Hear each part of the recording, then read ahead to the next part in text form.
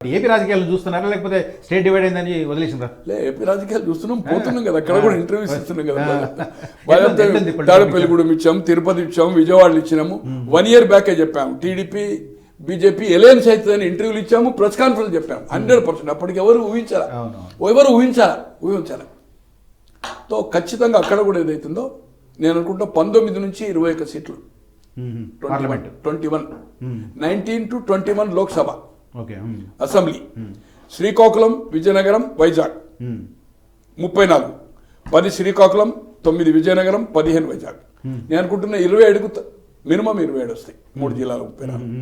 తర్వాత east and west, east 19, 15 west Godavari, 30కి తగ్గాయి అక్కడ 30. ఎప్పుడు కానీ trend set east west Godavari జిల్లాలే ట్రెండ్ సెట్ చేస్తాయి. 75 నుంచి మొదలుకొని మీకు 89 కానీ 83 కానీ ఆ 2 జిల్లాల రిజల్టే రాష్ట్ర దిక్సూచి. గుంటూరు అండ్ కృష్ణ 17 + 16 23. 23లో నేను అనుకుంటున్నా 18, 19కి తగ్గాయి ఆ 2 జిల్లాలు. ప్రకాశం 12, నెల్లూరు is 10, 12, 10, 22లో 22లో నేను అనుకుంటున్నా 7 పోతే 7, 22, 7 అంటే 15 నుంచి 17 సీట్లు వస్తాయి. 15కు తగ్గాయి. ఇక మిగిలింది రాయలసీమ 14 చిత్తూరు, 14 అనంతపూర్, 14 కర్నూలు, 10 కడప. 52లో నేను అనుకుంటున్నా 25కు తగ్గాయి. అక్కడ 1-2 సీట్లు ఎక్కువ వచ్చే అవకాశం ఎవరికి? వైసీపీకి 2-3 ఎక్కువ రావచ్చు. 25 నుంచి 30 రావచ్చు, వీళ్ళు 20 నుంచి 25, 26 రావచ్చు. కానీ అక్కడ మైనస్ ఒక 5-6 ఉంటుంది. ఇలా చిత్తూరు ఉంది ఎగ్జాంపుల్. చంద్రబాబు గారు 95లో ముఖ్యమంత్రి అయ్యాడు.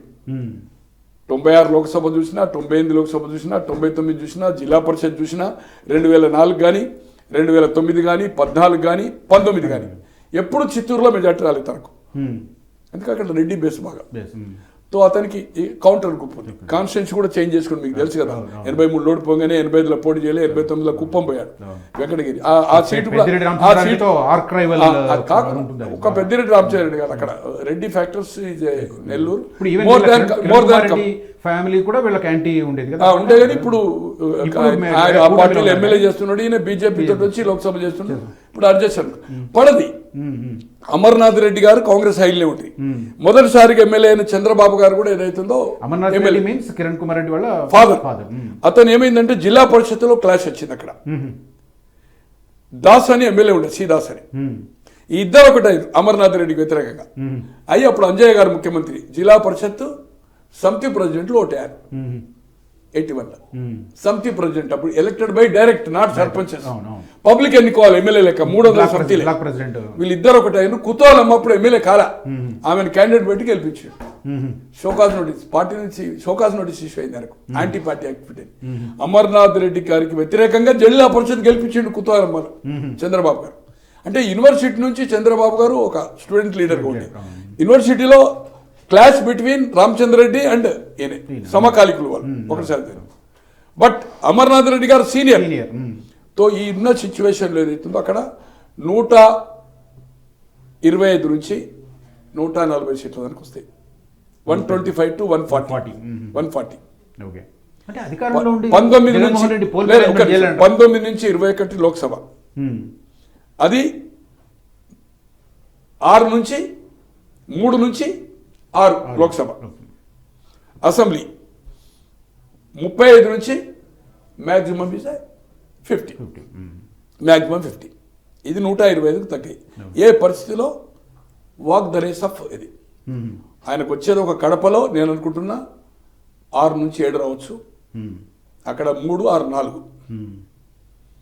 కర్నూలు 14లో ఏదైతుందో నెక్ టు నెక్ ఉంటుంది, ఒక సీటు 2 సీట్లు దానికి ఎక్కువ ఉండొచ్చు. అట్లే చిత్తూరులో 14లో నేను అనుకుంటున్నా నెక్ టు నెక్ ఉంటుంది, ఒకటి అటా ఒకటి 7, 5, 6కు తగ్గాయి. ఏది టీడీపీ.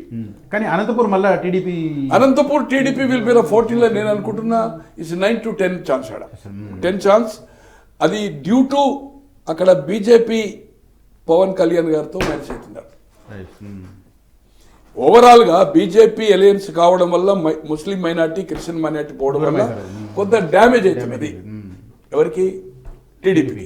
కానీ 2 పవర్ తోటి కొట్లాడుకోలేడు కనుక ఒక పవర్ సెంటర్ అతనికి అవసరం. అక్కడ ముఖ్యమంత్రి ఉండి 2019లో నష్టపోయాడు. అవును. ఈసారి ఆ తప్పు ఆ తప్పు జరగకుండా మనకు నష్టం జరిగిన పనులే గవర్నమెంట్ వస్తాము. రేపు గవర్నమెంట్ వచ్చినా కూడా కేంద్రంలో బీజేపీ వస్తుంది కనుక ఇంతో అంతో గతంలో మనకు క్లాష్ వచ్చినా కలిసి విడిపోయి కలిసినా కూడా నెంబర్ ఆఫ్ టైమ్స్ తను కలిసాడు. అట్లే రామారావు గారు కూడా అట్లే. రామారావు గారి పీరియడ్ లో 85 నుంచి 89 3 ఎన్నికల్లో ఎలయన్స్, 84 లోక్సభ, 85, 89, 94లో బ్రేక్ అయింది. చంద్రబాబు గారు 98 తర్వాత కలిశారు, మళ్ళీ విడిపోయారు, మళ్ళీ కలిశారు. ఇది కామన్ అనుకోండి. ఉన్న సిచ్యువేషన్ లో తెలుగుదేశం అధికారంలో ఉన్న Jagan poll management చేయలేడా? Last poll management ఏం చేసినా కూడా ఇప్పుడు దానికి ధీటుగా పోయినసారి ఏం జరిగింది, మళ్ళీ ఎట్లా సెటరేట్ చేసుకోవాలి, ఇవన్నీ చాలా అడ్వాన్స్గా ఏదైతుందో కాన్స్టిట్యూన్సీలో ఏదైతుందో ఈవెన్ మనీ మేనేజ్మెంట్ కానీ ఎవరికైనా ఇప్పుడు ఒక వాతావరణం ఎట్లుంటుందంటే ట్రెండ్ వచ్చి గెలుస్తుందన్నాక పైసలు కూడా ఎక్కడో పెట్టుకుంటాం, తర్వాత ఇవ్వమంటారు. పైసలు అందకుండా పెట్టుకుంటారు. ఇప్పుడు మొన్న ఎగ్జాంపుల్ మన పాలకుర్తిలో ఉంది. ఆ పిల్లకు లాస్ట్ లో పైసలు పట్టుబడి తర్వాత యుఎస్కి తేలేకపోయింది. ఎక్కడో అక్కడ పెట్టి కాగితాలు రాసి తర్వాత ఎలక్షన్ వెనక్కి ఇచ్చింది. కోట్ల రూపాయలు. నేను దాదాపు అనుకుంటాను, నాకు తెలిసిన ఇన్ఫర్మేషన్ ఒక దాదాపు 30-40 కోట్లు మళ్ళీ ఊళ్ళో ఎవరైతే పెట్టుకున్నారో కాగితాలు వచ్చిన వాళ్ళకి ఇచ్చేసి మదర్ మాస్టర్ మైండ్ అక్కడ బాగా వర్కౌట్ అయింది. సో ట్రెండ్ వచ్చినా కాక సార్ నేను కూడా ఎలక్షన్ కొట్లాడు. నేను మొదట్లో అది చేశారు, తర్వాత మేము పెట్టుకుంటాం, తర్వాత ఏమైనా ఉంటే చేయలేకపోలేదు, మాకు ఏదైనా పని చేయని ఇట్లా ఇట్లుంటుంది. అట్లే కొందరు చాటుగా గెలుస్తుండే వారికి ఎవరో కాంట్రాక్టర్ ఒక అధికారం రేపు ఏదైనా పోస్టింగ్ అవసరం ఉంటుందని డబ్బులు ఇస్తూనే ఉంటాడు. సో వాలంటరీగా ఏదైతుందో డబ్బులు ఇబ్బందిగా ఉంది, అయినా వాలంటరీగా చాలా ఏదైతుందో కమ్యూనిటీస్ ఏదైతుందో సపోర్ట్ చేస్తున్నాయి. ఈవెన్ రెడ్లలో నెల్లూరు అటువంటి రెడ్డిస్ ఏదైతుందో పొటెన్షియల్ క్యాండిడేట్స్ ఈరోజు సార్ ప్రభాకర్ రెడ్డిని ఎవరైనా వదులుకుంటారా సార్? సాధువుగా సార్ మాగుంట గారు అటువంటి అభ్యర్థులు ఇక్కడ వచ్చి టీడీపీలో కాంటెస్ట్ చేస్తున్నట్టే కరుడు గట్టిన రెడ్డి ప్రకాశం జిల్లా అండ్ కరుడు గట్టిన నెల్లూరులో కూడా ఏదైతుందో రెడ్డిస్ అగెనిస్ట్ గా మాట్లాడుతున్నట్టే. నెల్లూరు 4 కోటమిరెడ్డి శ్రీధర్ రెడ్డి గారు మంచి ఫ్రెండ్.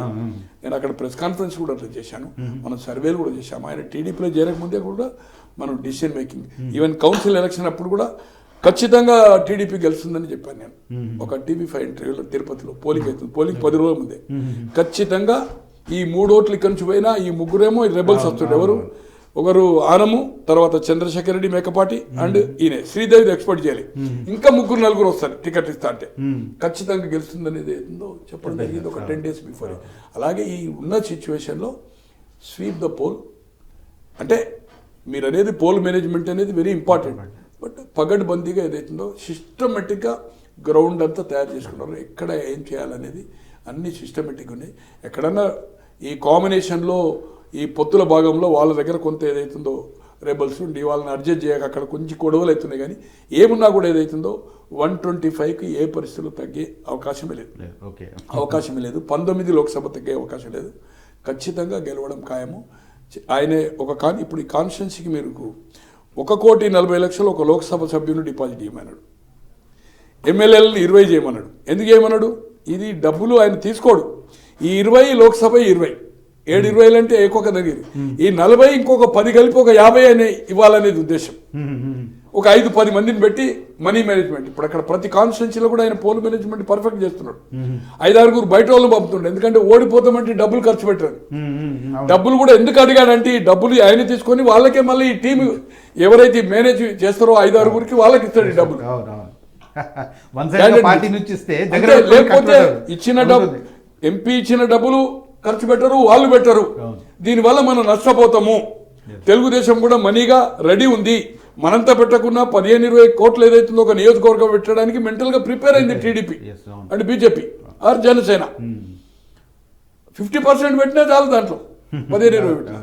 అక్కడ పోల్ మేనేజ్మెంట్ కూడా బ్రహ్మాండంగా టీడీపీ అండ్ కాంబినేషన్ చేస్తుంది.